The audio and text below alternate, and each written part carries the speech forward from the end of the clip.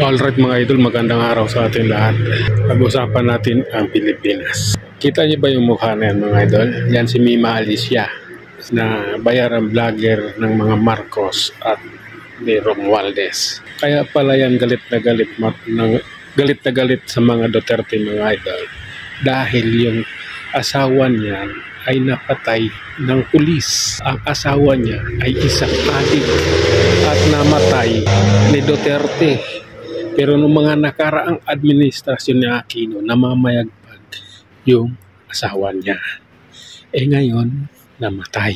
Nadali ng panahon ni Duterte. Kaya ngayon, galit na galit siya sa pamilyang Duterte dahil yung asawa niya natigok. Baka miss na niya yung asawa niya.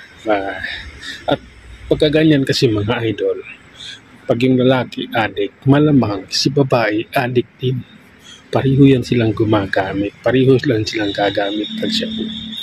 Kasi bihira yung sa mga ganyan na kampi ka na ng kampi doon sa asawa mo na hindi ka rin nagsasyabu.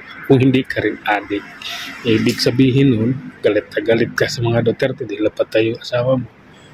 Dahil adik, ikaw din adik din. Kaya ganyan ang mga nangyayari. Ngayon, alam ko na. Dahil dun sa isang video ng isa nating ka-DDS, nag-comment doon yung kababata ng asawa niya. At yun ang sinabi na kaya yan galit ka galit sa mga Duterte.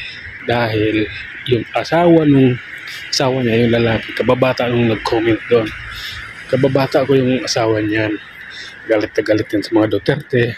Dahil namatay yung asawa niya noong panahon ni Duterte dahil adik yung asawa niya. Pero noong mga nakaraang mga administrasyon, hindi namatay yung asawa niya dahil hindi uso noon ang tukhang.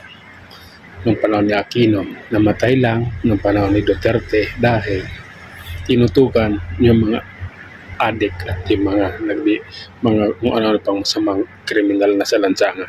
Kaya ngayon, alam na natin na kaya ito babaeng to galit na galit sa mga Duterte dahil siya, ang asawa niya at malamang pati siya ay adik.